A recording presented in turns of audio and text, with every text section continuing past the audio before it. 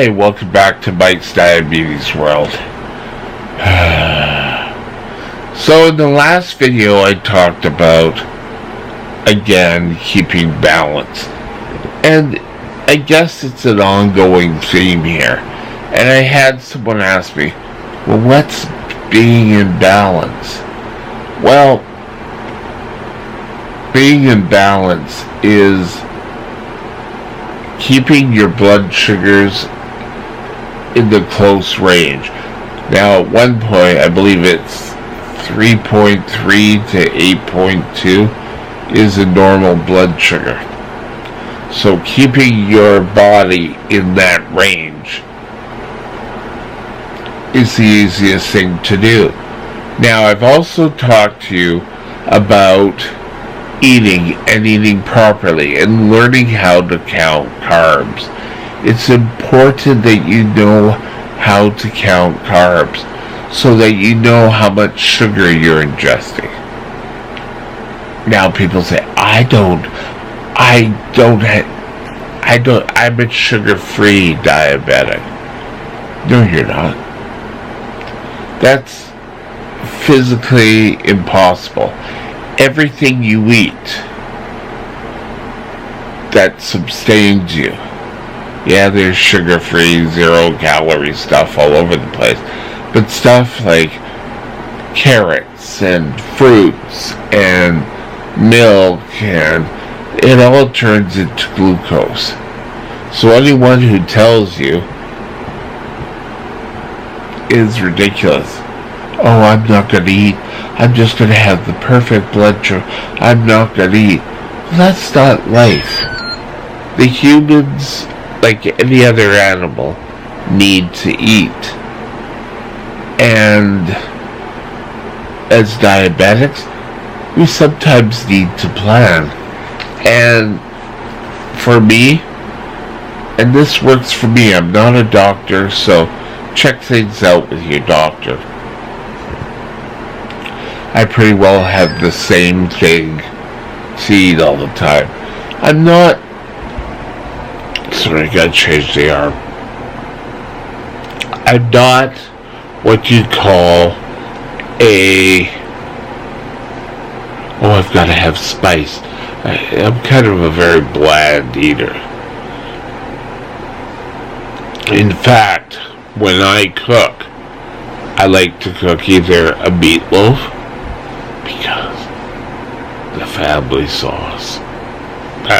That sounds bad, but I'm talking about ketchup, a little Dijon mustard, in some brown sugar, and put it on. Oh, that just really makes the whole dish wonderful. A little high on the carbs, but still good. Or I like to have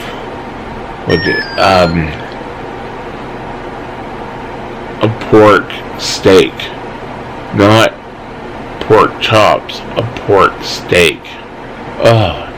But still, you have to take care of what you put in so that your blood sugar stays normal. Now, there's so many variables out there. There's items that are said, oh yeah, it's sugar-free, when it's not really sugar-free at all. And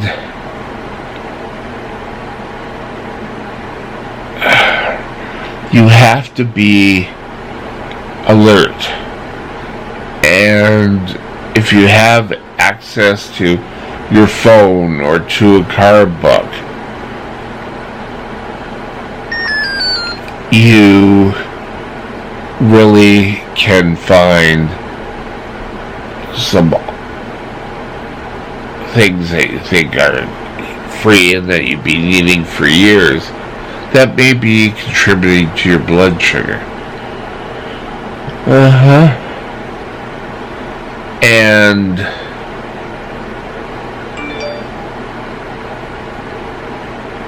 for years I worked at a convenience store, and there were lines in the back room, and then there was syrup that we'd put on top of it. Or, not top of it, hook up to it, on top of it. I'm doing well today. And sometimes it wouldn't be diet on the diet spout. And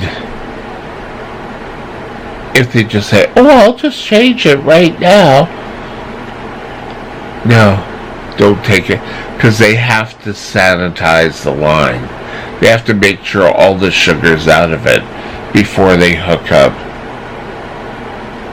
new stuff. So if you take it, if you take a soda pop, let's say, if you go to a convenience store or a restaurant, taste the diet before you drink it. Like, just take a, if it tastes oddly sweet, two things can happen. One, their Brix is totally off, and two is that the diet that's hooked up to it isn't really diet. And so often we will take that, we'll drink it, and we'll find that it's full of sugar. So, you need to be aware. It's, I guess it's a form of false advertising. I know while I was still with this food company, I was there for, I think, 18 years. You will taste something and it isn't right, and you go and see someone's hooked it up or whatever. Oh, well, yeah, I'll just hook up my... It doesn't work. And you can still have the residuals. I know later, once I got into training, there is a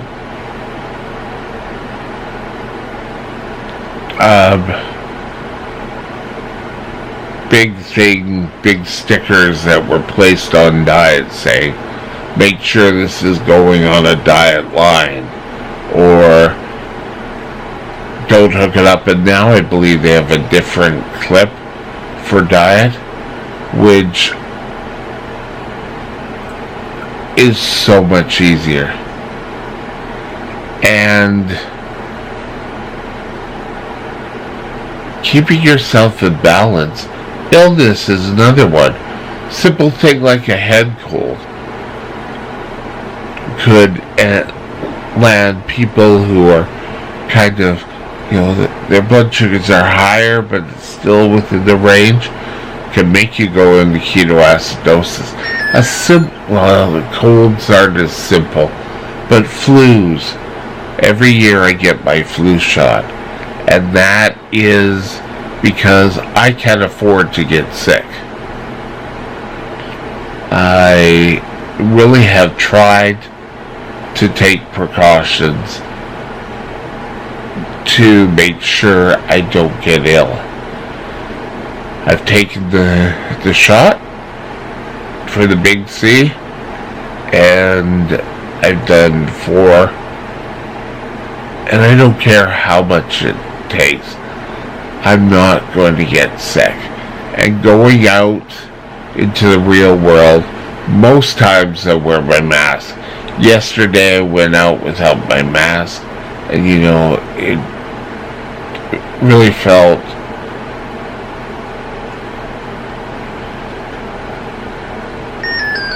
weird.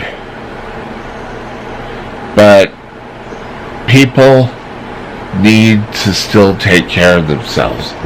It hasn't disappeared. This winter, it's going to be harsh. Hospitals are trying to make sure that they have beds available for people who are truly sick. Now, I've said this before, that if my blood sugar goes low, I will not or once I come up out of it, I will not go to the hospital.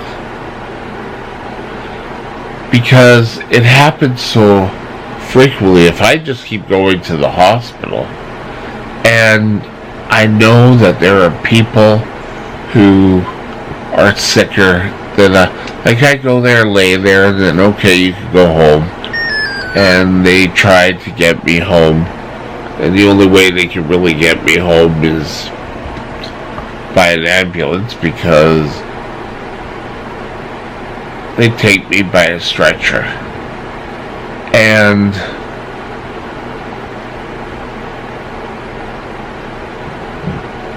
I'm tying up a bed. It's like I could be at home watching my own blood sugars.